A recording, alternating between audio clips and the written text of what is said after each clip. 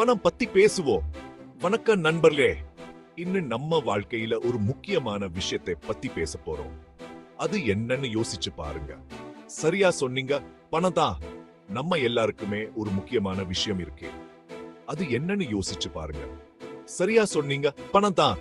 பணம் நம்ம வாழ்க்கையில ஒரு முக்கியமான பங்கு வகிக்குது. அது நம்ம தினசரி தேவைகளுக்கு, நம்ம கனவுகளை நிறைவேற்ற, நம்ம எதிர்காலத்தை பாதுகாக்க எல்லாமே உதவுது. பணம் சம்பாதிக்குது, சேமிக்குது, முதலீடு பண்றதுன்னு எல்லாத்துலயும் ஒரு பயம் இருக்குது இல்லையா?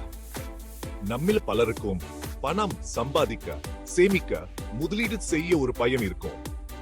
இந்த பயம் நம்ம மனசுக்கு ஒரு பெரிய சவாலா இருக்கும். எல்லாரும் பணம் பத்தி நிறைய பேசுவோம்.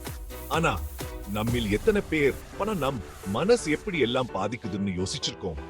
பணம் நம்ம மனசு எப்படி எல்லாம் பாதிக்குதுன்னு தெரிஞ்சுக்கிட்டா நம்ம வாழ்க்கையை மாத்திக்க முடியும்.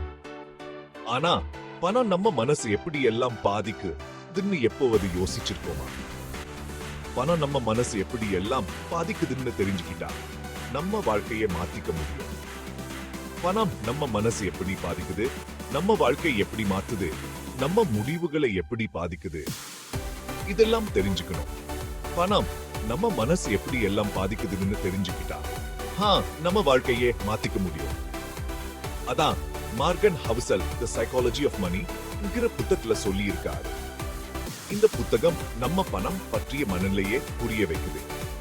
அதான் Morgan Housel the psychology of money என்கிற புத்தகத்துல சொல்லி இருக்காரு. இந்த புத்தகம் நம்ம பணம் பற்றிய மனநிலையை புரிய வைக்குது. இந்த புத்தகத்தில் பணம் சம்பாதிக்க, சேமிக்க, முதலீடு செய்ய நம்ம மனநிலையை எப்படி மாற்றணும், எப்படி புத்திசாலித்தனமா பணத்தை பயன்படுத்தணும் என்பதெல்லாம் சொல்லி இருக்காரு. பணம் சம்பாதிக்கிறது மட்டும் முக்கியம் இல்ல, அதை எப்படி புத்திசாலித்தனமா பயன்படுத்துறதுன்னு தெரிஞ்சுக்கிறது ரொம்ப முக்கியம். நம்ம பணத்தை எப்படி புத்திசாலித்தனமா பயன்படுத்தணும், எப்படி நம்ம மனநிலையை மாற்றணும், எப்படி நம்ம வாழ்க்கையை மேம்படுத்தணும் என்பதெல்லாம் இந்த புத்தகத்துல சொல்லியிருக்காரு. சரி, வாங்க இந்த புத்தகத்துல இருக்க சில முக்கியமான விஷயங்களை பத்தி இனிமே பார்க்கலாம். இந்த புத்தகத்துல சொல்லி இருக்கும் முக்கியமான விஷயங்களை பற்றி நம்ம இன்னும் ஆழமா பேசலாம். இந்த புத்தகம் நம் வாழ்க்கையை எப்படி மாற்றுது, நம்ம மனநிலையை எப்படி மேம்படுத்துது என்பதெல்லாம் பார்க்கலாம். மனசுக்கும் பணத்துக்கும் சண்டையா? இந்த கேள்வி நம்ம வாழ்க்கையில பல முறை எழும்போகுது. நம்ம எல்லாருமே நல்லா யோசிச்சு முடிவு எடுக்கிறோம்னு நினைச்சுக்கிட்டு இருக்கோம். நம்ம முடிவுகள் நம்முடைய அனுபவங்களால, அறிவால மற்றும் நம்முடைய மனசாட்சியா தீர்மானிக்கப்படுதுன்னு நம்புறோம். ஆனா உண்மை என்னன்னா, நிறைய நேரம் நம்ம முடிவுல நம்மளோட உணர்ச்சிகளும் பயமும் தான் தீர்மானிக்கிறாங்க. நம்முடைய மனசு எப்போதும் நம்மை பாதிக்குது, அதுவும் பண விஷயத்துல. உதாரணத்துக்கு, நம்ம பங்குச்சந்தையில முதலீடு பண்றோம்னு வைங்க. பங்குச்சந்தை என்பது மிகவும் அசாதாரணமானது. அது எப்போதும் மேலே போகாது, எப்போதும் கீழே போகாது. சந்தை திடீர்னு இறங்க ஆரம்பிச்சா நம்ம பயந்து போய எல்லாத்தையும் விச்சிருவோம். அந்த நேரத்தில் நம்முடைய மனசு நம்மை பயமுறுத்துது, நம்முடைய முதலீடுகளை விற்க சொல்லுது. ஆனா அதுக்கு பதிலா பொறுமையா இருந்து சந்தை திரும்பவும் ஏறும்போது விச்சிருந்தா நல்ல லாபம் கிடைச்சிருக்கும். இதுல இருந்து என்ன தெரியுது?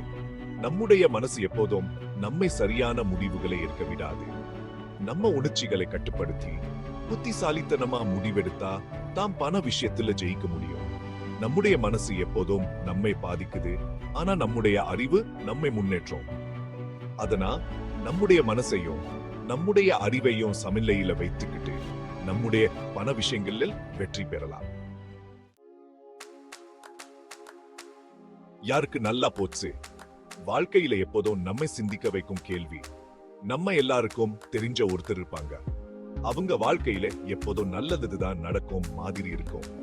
அவங்க ஒன்னும் பெருசா உழைக்க மாட்டாங்க, ஆனாலும் எப்போதும் சந்தோஷமா சுகமா இருப்பாங்க. ஆனா அவங்களுக்கு எல்லாம் அப்படியே சரியா போயிட்டே இருக்கும். எப்போதும் நல்லதுதான் நடக்கும். இது என்ன மாயமோ மந்திரமோ இல்ல, அது அதிர்ஷ்டம். அதிர்ஷ்டம் நம்ம வாழ்க்கையில ஒரு முக்கிய பங்கு வகிக்குது. ஆமாங்க, வாழ்க்கையில அதிர்ஷ்டத்துக்கும் ஒரு பங்கு இருக்கு. அதிர்ஷ்டம் நம்ம எப்போதும் சரியான நேரத்தில் சரியான இடத்துல இருக்க வைக்கும். அதே மாதிரி ரிஸ்க் எடுக்கிறதுலயும் ஒரு கலை இருக்கு. ரிஸ்க் எடுப்பது ஒரு திறமை, அது நம்மை முன்னேற வைக்கும். சில பேர் ரிஸ்க் எடுக்கவே பயப்படுவாங்க. ரிஸ்க் எடுப்பது அவர்களுக்கு ஒரு பெரிய சவாலா இருக்கும். சில பேர் ரிஸ்க் எடுக்காம முன்னேற முடியாதுன்னு நினைப்பாங்க. ரிஸ்க் எடுக்கிறது தப்பு இல்ல. அது நம்மை முன்னேற வைக்கும் ஒரு வழி. ஆனா எவ்வளவு ரிஸ்க் எடுக்கிறதுன்னு தெரிஞ்சுக்கிறது ரொம்ப முக்கியம். ரிஸ்க் எடுப்பது ஒரு அறிவு.